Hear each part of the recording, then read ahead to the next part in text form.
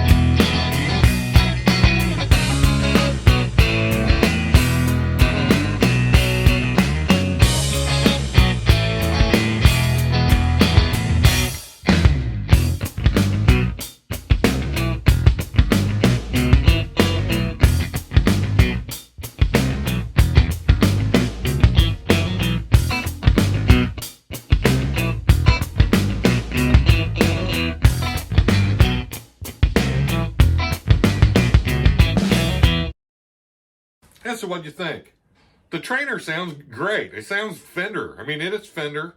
It's a little bit more lower mid, sounds a little more boxy sounding, but still sounds good.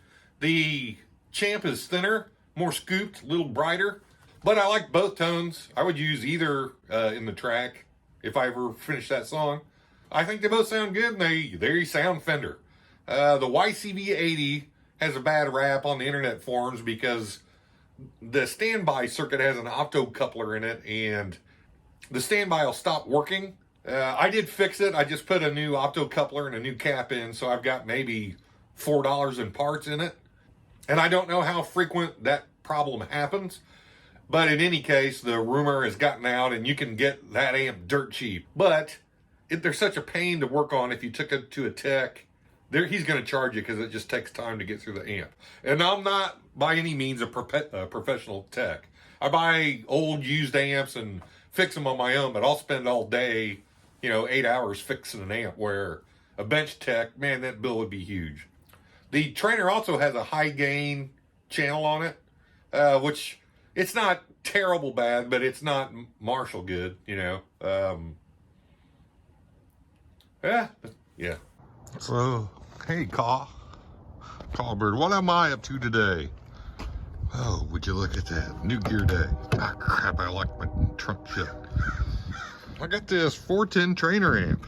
Got it used. Had it listed for $375. I ended up getting it for $171. You say, $171, how'd you arrive at that? I say, haggling. So let's get her out and see what's going on with it.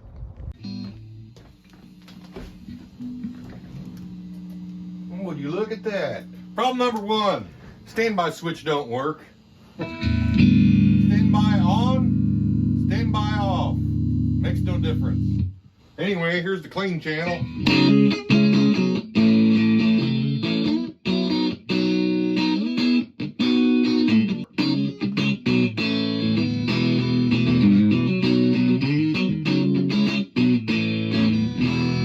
That's a little bit Fenderish. I got it right at the edge of breakup. It's got the scoop Fender sound. That's not too bad. But it's got an overdrive channel on it too. Let's see here.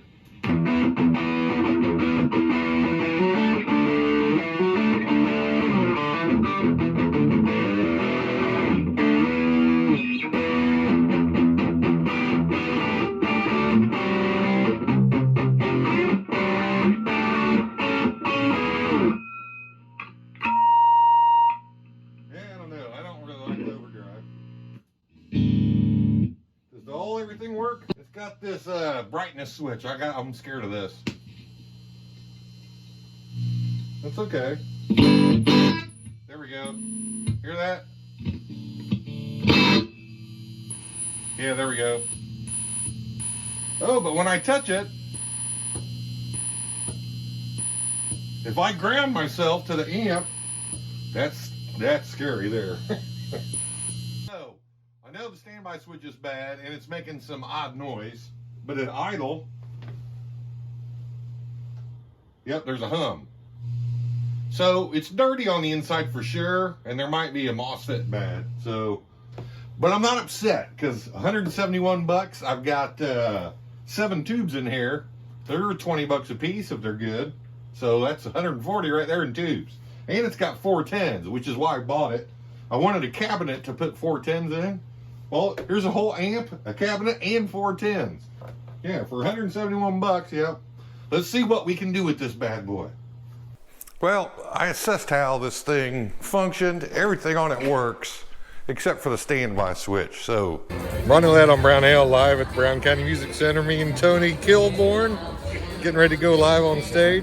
Kilborn, that's a unique combination. It's like you're dying and being born at the same time. No, you're murdering. Shut up. Here's the stage. She's hot for an old lady. This amp, I think, was made maybe 2002, and it's in fantastic shape. So I am happy with the purchase, even though it's not 100% sound-wise, but the cabinet looks fantastic.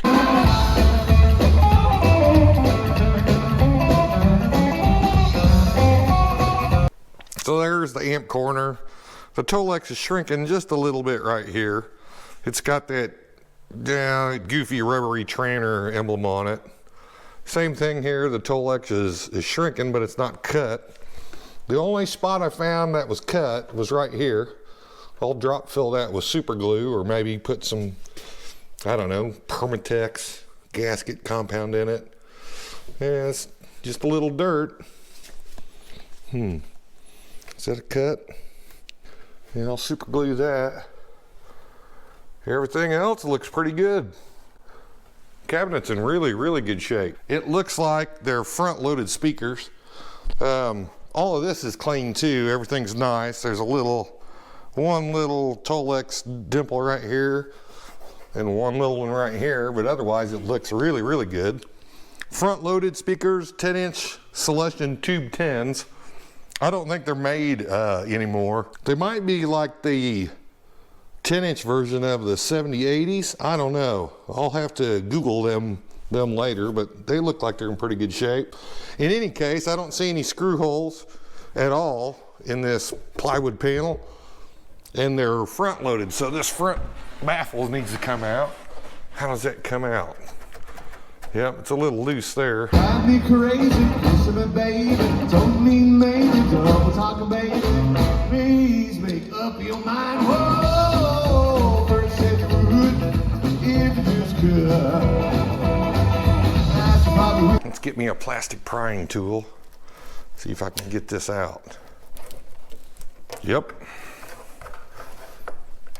Oh, they're held in with clips. Is this thing made out of metal? Yep. Oh, I can't believe it. The speaker grill is not wood, it's made out of metal. That's how easy it comes off. Front-loaded drivers. Yep. Looks like there's just a metal frame and this stuff is hot glued down. So I'll need to go through and hot glue it. But the grill cloth, you know, it's that piece of sheet metal painted black with a bunch of little holes in it. I don't know if I like that, but the grill cloth's in good shape. All right, I'll continue to disassemble, throw the parts in some boxes so that I can clean it. I'll be back. These are 8-ohm speakers, so these two are in parallel. I don't know if you can see that. These two are in parallel, these two are in parallel, and the two parallel, you know, that'll drop it down to 4 ohms a side.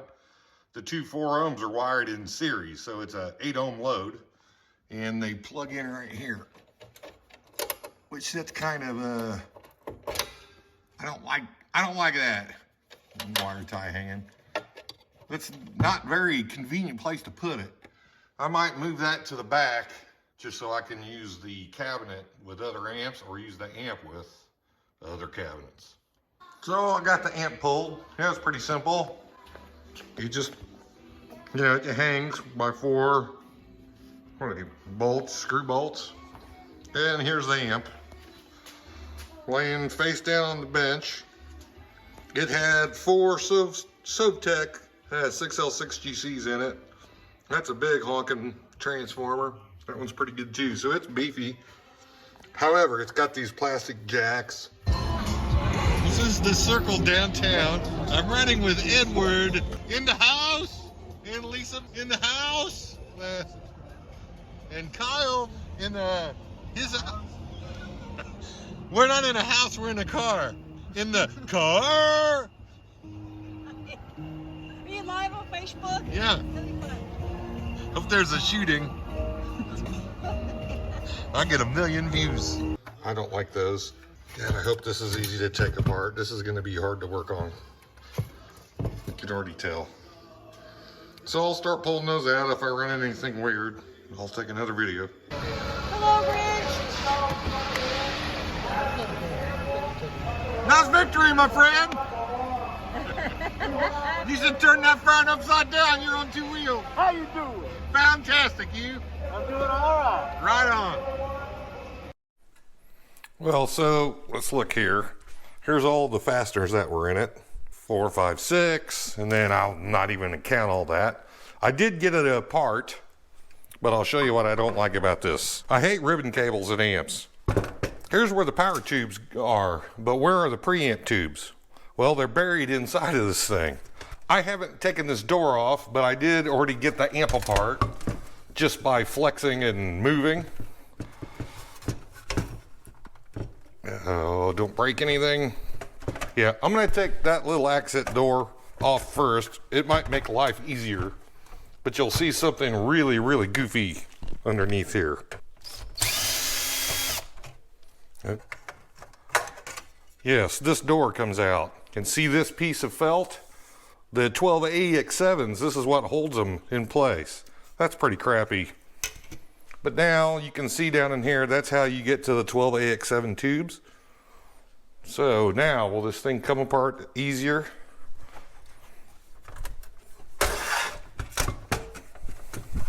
Yes, much better. So let's get a close up here. Go down here and look at this. Obviously, there's the control panel. There's one big board here for that. Then here are the preamp. That's the preamp board. Then the mains come in here off the power transformer, filtering caps. And I suspect the standby issue has something to do with these 3 silicone devices. Those were the 6L6s were. And there's a ribbon cable connecting the preamp board to the power amp board. I hate those.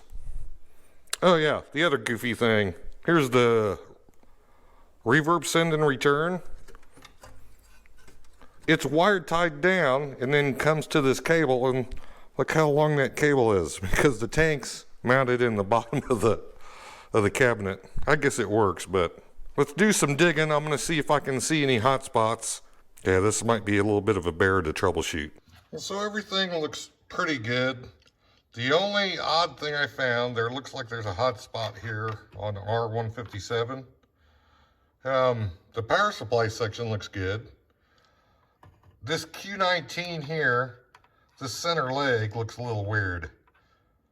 It doesn't have a normal 90-degree bend. It's been stretched out, so it doesn't look like it's been replaced, but I suspect if there was service on this amp, something was done there. I won't be able to tell until I take this board out and flip it over. And that's a whole lot of work. Am I going to get into that deep? But otherwise, everything looks pretty clean.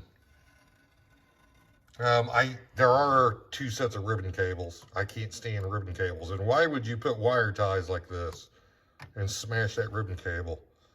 Yeah, it looks like a non-molested amp. All the tubes look good. It had the Sovtech 6L6GB power amp tubes and the Sovtech 12X7AA preamp tubes. I don't see any hot spots on these. The tubes look in good shape, but I'll check them on my tube tester. Well, in any case, I'm just gonna take some compressed air, blow this out, take some alcohol, wipe it down, just clean it, maybe pull the boards. Yeah, that's it. Well, I got on the interwebs and I found that there's a service bulletin on this amp to replace these diodes. I can do a better pointer. These diodes here. So I'm going to check these. But while I was looking into the amp, the one hot spot is this R157. And what this appears to be, where the B plus comes off the transformer, there's a full wave bridge rectifier with these diodes, 2 filter caps, and this R157 2-watt resistor. This feeds into this Q19 MOSFET, which then the gate comes out and runs through this opto coupler. Here's the standby switch. And if you remember, the standby switch didn't work, which means it's always conducting current through here. So you can't shut that off. This resistor has got a hot spot, so there's something wrong in that circuit somewhere. So I need to check all this stuff, which means I got to pull that board off. So let's go out and look at that board. Okay, here's the hot spot resistor right here. So this visually, that's what looks bad to me. I think this is the opto coupler, I'm not sure. So I'm gonna have to take this board out and see if any solder joints were made. Not to bash on the Canadians, because I love them. But this kind of remote switching, silicone switching in the B+, so I suspect that's what's going on. This amp was designed to have a remote standby switch that was a low current switch that switched a silicone relay, which fired all this stuff up. And that's what doesn't work. So in an effort to make stuff safe, they've actually made it more dangerous, because now I've got to get in here and figure out what it is. And once I get this amp powered up and cooking, you know, there's going to be big voltage in here where I'm sticking my test probes. But that's where we sit now. I'll be back. Well, so it's getting exponentially harder. But I'm on a mission now. It looks like this amp has never been serviced. When I turn the power rail board over, all the solder joints look factory. Doesn't look like it's been replaced. But because I got it down this far, and I want to clean everything, I want to take all the boards out. Of course, they've got this dumbass ribbon cable in here, and it's not a quick connect. The pins are soldered straight to the board. So I've got to take everything out. So I've got all the knobs pulled. I've got the output and the effects loop board removed. The one interesting thing, which I do like, is this is the extension speaker jack. And they didn't run that through the ribbon cable. There is a jumper here that goes, solders directly into the power amp board. However, you can't take one board out without taking all 3 boards out. Well, we have updates. I ordered a couple of transistors and some voltage regulators. So I've replaced the positive and negative 15 volt voltage regulators. And I've replaced this opto coupler, which this is what the standby switch acts like a remote relay. There was a burn spot on R157, so I replaced this in the bias circuit, and I upgraded this resistor as well. I checked this transistor, which is the current switch that the opto relay turns on and off, and I also checked the transistors that are in the bias, the cathode bias circuits. I didn't really find anything wrong anywhere except for this opto coupler. And while I was in here, I replaced this cap here, which is the filtering cap in the. Hopefully that fixes it. I've got about $20 in parts. Oh, and here's the speaker output jack. Instead of putting it in the back of the chassis, I'm going to mount it up here in the top panel. I just got that drilled out. So I'm going to mount it right next to the extension speaker, and maybe I might make a label, maybe not. But this is much easier to reach because I plan to use this amp to drive other cabinets and other amps to drive this cabinet. Well, so now she's all reassembled, but still no tubes. So I'm going to go through and check the tubes with my Syncor tube tester. So this is the first 12AX7 in it, 12AX7W. So we're about, I don't know, 105 on the emissivity. So that's still a good tube. So I'll check them all, put them in, and we'll do sound test.